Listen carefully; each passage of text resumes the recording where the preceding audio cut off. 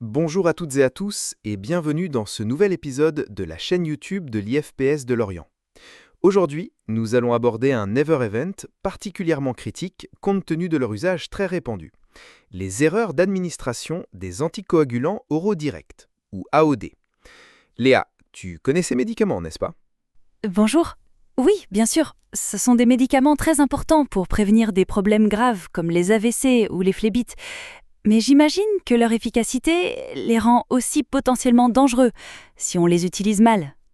Tu as parfaitement raison, Léa. Les AOD sont des médicaments à très haut risque. Leur effet anticoagulant, s'il est mal géré, peut entraîner des hémorragies sévères, parfois même fatales.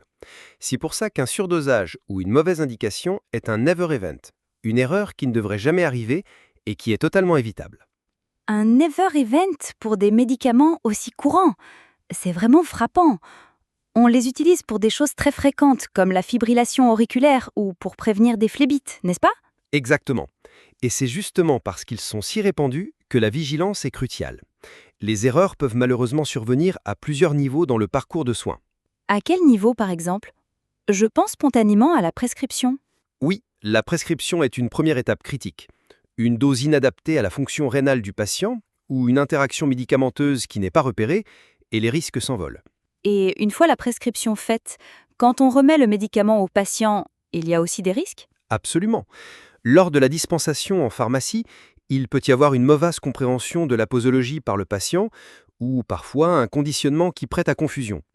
Et enfin, et c'est très important, l'administration par le patient lui-même.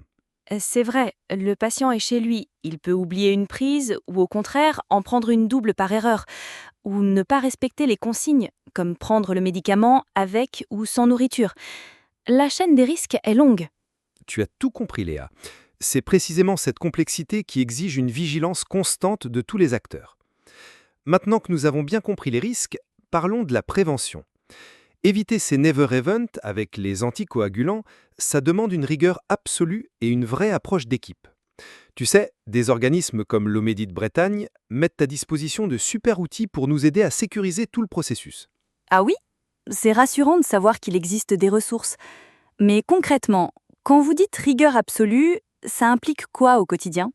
Ça implique de suivre des processus rigoureux à chaque étape, que ce soit au moment de la prescription par le médecin, de la dispensation du médicament par le pharmacien, de l'administration par l'infirmière ou du suivi du patient.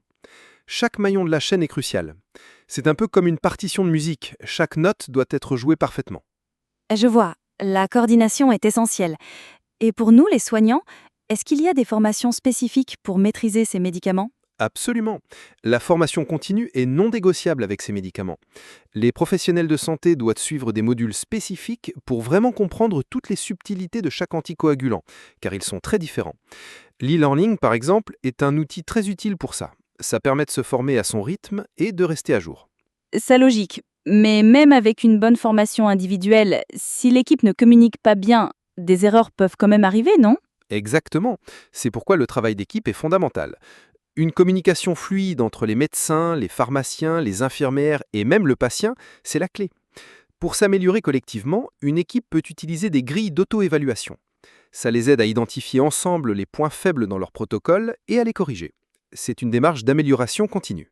Et le patient, dans tout ça, il prend le traitement, donc il a aussi un rôle, j'imagine. Tu touches un point essentiel. Le patient est un acteur clé de sa propre sécurité.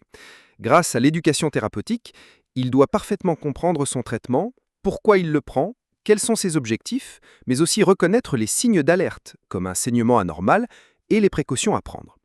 Il existe même des kits documentaires développés pour aider les professionnels à mener ces sessions d'éducation. Ça fait toute la différence.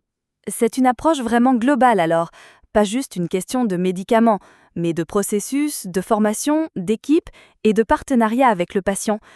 C'est rassurant de savoir que tant de niveaux de sécurité sont mis en place. Précisément, Léa.